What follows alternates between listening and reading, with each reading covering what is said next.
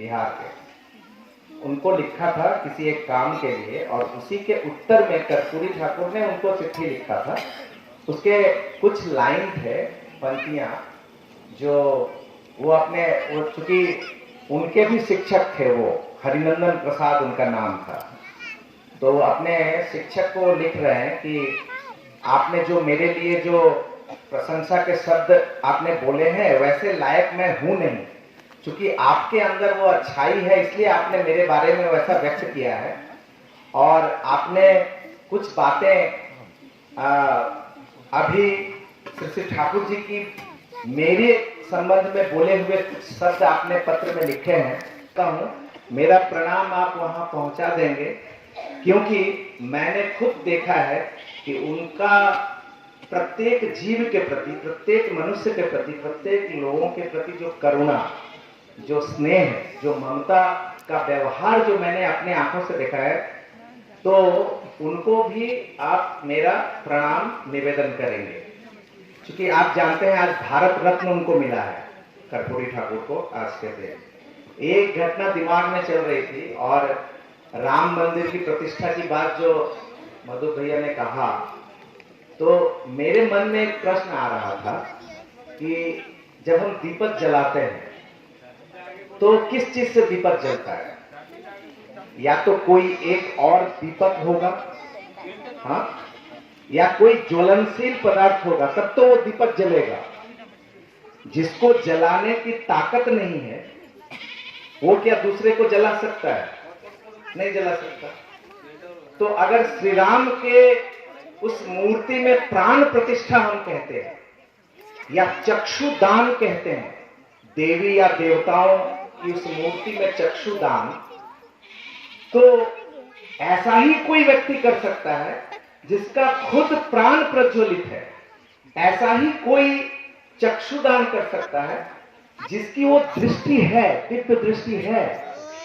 और इस कारण से अगर हम इतिहास देखें तो महाभारत के समय में जब अर्जुन संदेह से ग्रसित थे कि सामने सब मेरे अपने पड़े हैं, मैं कैसे उन पर अस्त्र उठाऊं, ये संदेह जब उनके मन में आ रहा है, तो हम सभी जानते हैं कि श्री कृष्ण ने क्या दिखाया था उनको?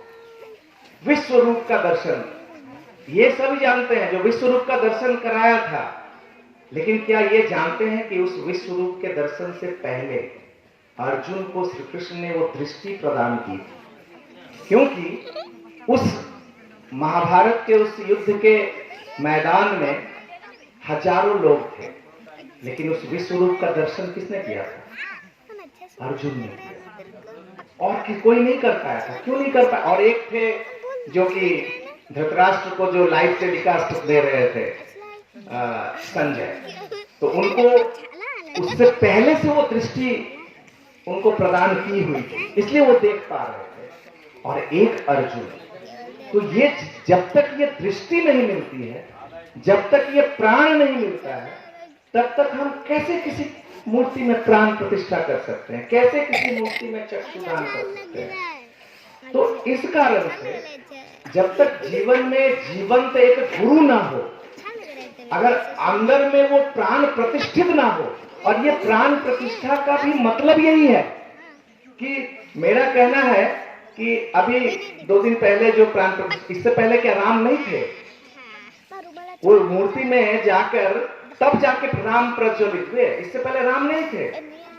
राम थे, राम हैं और राम रहेंगे। लेकिन तब जब वो राम का रामत्व अगर मेरे प्राण में प्रतिष्ठित नहीं हुआ, तब तक वो राम नहीं। तो प्राण प्रतिष्ठा किसी भी देव देवी का, उनका चक्षुदान, प्राणदान का मतलब ही है कि उनके उस दृष्टि को हम अपने जीवन में ग्रहण करते हैं, उस प्राण को हम अपने जीवन में लेते हैं। नहीं तो मैं आपको बताऊं, सुनने में थोड़ा अटपटा लग सकता है, मेरी जन्मभूमि यही मिट्टी है, ये बैद्यनाथ का पीठ है, आप सभी जानते हैं, शक्ति पीठ भी कहा जाता है इसको। और इस बैद्यनाथ के पीठ में करोड़ों लाखों लोग साल भर में आते हैं जल चढ़ाने के लिए। मेरे मन में प्रश्न जगता है कि शिव की आराधना करते हैं, जब सावन के समय में, ऐसे समय में जब शिवगंग वहां से सुल्तानगंज से 100 किलोमीटर 105-10 किलोमीटर इतना कठिन तप करके अपने शरीर को कष्ट देकर भी उस जल को लेकर जब उस पथ पे परिक्रमा चलता है, उस परिक्रमा पथ पर आपको नजर देने से पता चलेगा कि कैसा एक स्वर्गीय माहौल होता है। एक दूसरे के प्रति प्रेम भाव, भातृत्व, कोई भी कष्ट में होता है तुरंत उसको उठाना, पांव गर्म पानी से धोना, सेवा करना, वो पूरे पथ में एक लगता है जैसे पूरे स्वर्ग का माहौल है। चारों तरफ शिव ही शिव नजर आते हैं, मंगल ही मंगल, कल्याण नजर आता है।